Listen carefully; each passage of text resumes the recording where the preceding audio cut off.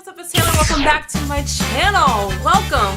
It has been a hot minute since I have been recording a sit-down chit-chat talking video with you guys, but I can't believe it's August. Like, where did the summer go? Where's the time going? Time just passed you by and I'm just trying to keep up. I've been kind of MIA because my June was real rough. It was real rough. It was one of those trying periods in life where kind of everything is just tumbling down, and like when it rains it pours and everything was like crumbling down. But I'm hanging in there. I'm back. July was also a blur and now we're in August and I can't even believe it. But my last video that I recorded for you guys was the Spain, that was like last year, was my Italy vlog, and I haven't uploaded anything since, so I really wanted to push some content out into YouTube world and to you guys. Oh, and hey to all my new subscribers. Oh my god, I have like a lot of new subscribers even though I have not been posting content, so thank you so much guys for hanging in there, and it's nice to like officially meet you. Hey girl, hey. So as you guys probably know, if you follow me, if you don't, I really have wanderlust nowadays. I love to travel the world and see other cultures and eat the food and walk the walk and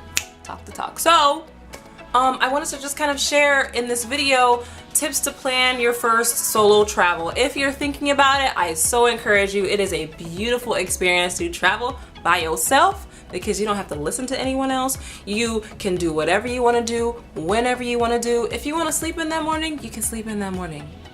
No pressure. If you want to get up at 5 a.m., get up at 5 a.m. and hike a mountain wherever you are. So solo travel, I totally recommend it because you really get in touch with yourself. It gave me a huge sense of accomplishment when I traveled abroad alone. Like, it's pretty miraculous and pretty amazing. I feel super grateful for even having the opportunity to do so. But anyway, this video is going to be a couple of tips. I don't really know how many, but it's basically gonna be how to kind of plan for your first or maybe second or third solo travel excursion. All right, so hang in there, and if you want to see more, stay tuned. Oh, don't forget to subscribe. I'll wait. All right.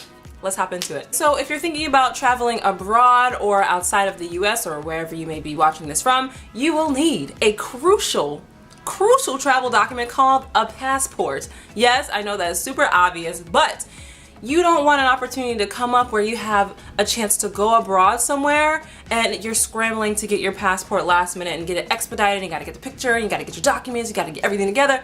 No, don't do that. Even if you don't have anything planned right now, get your passport. The world is a beautiful place. Get your passport. It's amazing. So that is obviously step number one. Very basic. Get your passport or your travel documents so you can exit the country. If you're exiting the country. Okay, so the next tip. You gotta figure out where you wanna go. This can be fun, okay? This can be fun. Pull up Google Maps, all right? The world is literally your oyster. I can't talk. And just figure out, you know, what do you want from the trip as well? Do you want to be immersed in the culture of wherever you're going? Do you want to learn about the architecture and the history of wherever you're going? Or do you want to just eat your weight in food? You want to drink? You want to be at a pub all the time? Or do you want to just be on the beach, you know, just sipping in your bathing suit, getting a fantastic tan with bae next to you? In a nutshell, to paraphrase that, pick where you want to go, decide what you want out of the experience, and then go from there, okay? So moving right along, once you kind of have an idea about where you want to go or what country you want to go to, work in reverse. Buy the ticket. Go for it, girl. Just get the ticket, okay? That's like the hardest part. Buy the ticket, pull the plug, do it. That way you have no choice. Okay? Once you buy the ticket, you're like, okay, these are the dates that I'm gonna be abroad alone.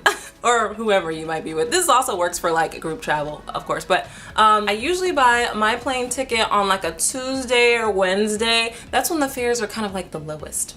That's what I found. Travel hack. Yeah, Tuesday, Wednesday, maybe early morning or midday when kind of people are still at work. If you have the opportunity to just check on flights and stalk the flight prices, I highly recommend that. And I highly recommend using Expedia I'm not sponsored, by the way. I just really like Expedia.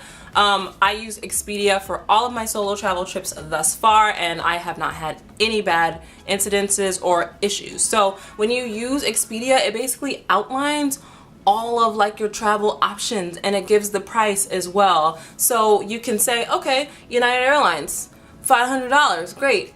Such and such airline, $10, great. So obviously now you're gonna pick like a $10 flight, because then that would not be safe and I might not ever see you again. So anyway, pick a flight that best suits you when you want to go, and it's just a really helpful tool to kind of consolidate everything. So that way you don't have to go like to specific sites. That way you don't have to go to specific airline sites. See, okay, this site, this site, this site. It lines it up right there for you on one page. Easy peasy, girl. So you can do it. And let me zoom in. So yes, go ahead and work in reverse. Once you get the plane ticket, I feel like that is the most challenging part. Plane ticket and the dates that you want to go. But once you have that, it kind of like rolls downhill. So go ahead and roll with the flow. Get your plane ticket first. All right, so let's recap. We have the passport. We have where we think we want to go and what we want to do. And then we have the plane ticket. So now we need somewhere to stay so we're not homeless abroad, okay? So the next tip is to, of course, figure out where the heck you're staying. How do you want to stay? Do you want to live your life in an Airbnb? Do you want to live your life in a hotel? Are you going to do a hostel? Pick your choose. Pick whatever might be best suitable for you and your budget. If you are on a budget, I would recommend a hostel, although I've never stayed in a hostel. Not my vibe, not my vibe, not my scene. That does not mean that it is not right for you. Just saying. So I have done Airbnbs in Spain and in Italy, and I did not have any negative experiences, not really. There was a cat once in one of them, and I'm allergic to cats, and it did not disclose that there was a cat in there, so I was a little bit worried. I had to dodge it all the time.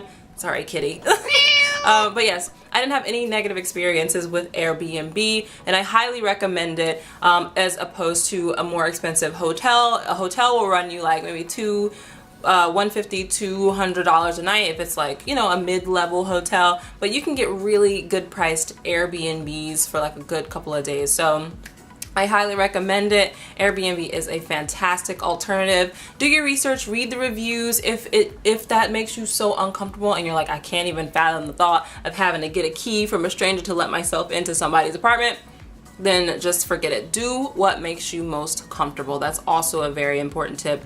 Be comfortable, because you're going to be out there by yourself, so you need to be able to feel some comfort with where you're staying. So if a hotel gives you that, do the hotel, even though it might be a little more expensive, okay? Do what makes you comfortable. Bada bing. So when you're there, what the heck are you gonna do when you're there abroad alone? You gotta plan for that stuff. Plan for it. So what you want to do is maybe creative, like maybe like enroll in a few excursions with groups. You can do that even when you're solo. That way you can have like a kind of a group experience. And I have used Expedia again to book these excursions. I had an amazing time on the excursion that I booked from Rome to Pompeii to Positano in Italy. Oh my god, you guys. Okay, shameless plug, check out my Italy vlogs if you want to see what I'm talking about. Okay, Italy was stunning. I went to Positano, that's on the Amalfi Coast. I loved it. I want to go back like today. I digress. Excursions are great. You can book them on Expedia. It might be anything from a cooking class to a group tour of a specific area in the city, or it might be a road trip tour like how the trip was for me to Pompeii and Positano. Basically, from Rome, I hopped on a bus, which was really nice. It was like a Mercedes bus. It was fly. It was like a small group. It was clean. I was all over. I was like, yes. But yes, I hopped on the bus, and then we drove from Rome to Pompeii, which was stunning, which was amazing. I saw the ancient ruins. We had a bomb architect who... Excursions can be a really positive and fun experience, and they can kind of integrate you with other travelers since you'll be by yourself, and you might make a friend, you know, and then you can hang out in the city and just, you know, talk to people. Another tip I have is to use Airbnb for the excursions or the activities that you want to do. Again, Airbnb has really come up. They have like these experiences now, and when I was in Milan, I really wanted a photo shoot because you're in Italy, like, come on, because you gotta. So I'm like, dang, where am I gonna find a photographer? I'm gonna tweet like I need a photographer. I'm gonna look on Instagram, but no, I go on Airbnb. And lo and behold, they have like a photography experience. So I'm like, this is all that I wanted and more. So I just went ahead and booked it. It wasn't that expensive. I think it was maybe like 50-60 bucks for an hour session, and the photographer I worked with was great. It's not sponsored at all. This is all my own, you know, experience, like real life experience. But I mean, Airbnb, if you want to sponsor me, I'm here. Excursions are amazing, and they will help you spend your time and your day, so that way you're just not kind of like stuck aimlessly, like, what am I doing in this foreign country? I don't know what's happening. The light's changing. Sorry guys, the light just changed. But yeah, excursions will just kind of help you map your trip so you have stuff to do each day, you know, so you won't just be like loitering around. Sorry, the light is changing. So that you won't just be loitering around, like not knowing what to do, like completely unaware of what's going on, especially because your phone might not have that great of service. So using it abroad sometimes works, sometimes doesn't. Maybe you can find Wi-Fi, but just having everything like planned out a little bit before is great. If you're going from place to place to place to place to place to here to here to here in Europe, the train is the way to go. The Eurorail is fantastic, and it's not even super expensive. I used it when I was in every time I've been abroad so far. I used it when I was in London. I went from London to Paris, and then in Spain I went from Barcelona to Madrid to Valencia, and then Italy I went from Milan to Venice to Rome, back up to Milan. So the train is an excellent resource if you want to kind of like scatter throughout whatever country that you're in, if accessible, of course. And I would highly recommend you purchase your train tickets in advance. That way you don't have to scramble when you're there. You're not trying to like buy it at the kiosks, because there often may be a language barrier. So to save yourself that headache, go ahead and buy the train tickets beforehand, and that way you have them all laid out right when you're there, and you don't even have to worry about it. So that's a huge tip, I would say. Yeah, I would say that's a huge tip. Yeah, I would. And wrapping things up here, I totally recommend you put your trip in a planner. I'll show you mine. This is my planner. Bada bing. I did not take this with me, but I used it to like outline my trip, and it was super helpful just to see the dates in front of me when I wanted to do stuff, when I wanted to be more spontaneous and just have like a free day and gallivant and live my life and be fantastic and do whatever. Yes, it really helped me to consolidate, to plan my trip so that I knew exactly where I was going, when I was going, and it was just a very helpful resource to use. And on top of that, if you want to do a little extra, you can create an itinerary for yourself. And basically, when you're abroad, sometimes it can be a little overwhelming because there might be a language barrier, or you're in a new country by yourself and you're like, wow, I'm alone and I'm doing this and I'm trying new stuff. So to keep yourself calm and confident, create an itinerary for yourself. You will know where you need to be, at what time, and where your next destination will be. So that way there's no like, oh shoot, what time do I have to be at the train? Like, you can list that all out in your itinerary, date by date, excursion by excursion. I know that's a lot, I know that's extra, but I did do that and it did help me. Okay. But yeah, so guys, I hope you enjoyed that little hodgepodge of tips. I don't know how many tips was in there, but I was just dropping all kinds of knowledge on you guys, trying to share the wealth of knowledge. But yeah, let me know what you guys think in the comments below. Where are you traveling to? Are you going with the group? Are you braving it by yourself? I would love to know. Hit me up on my Instagram, slide in my DM. I do not mind. I do not mind. Just don't be creepy. I mind that.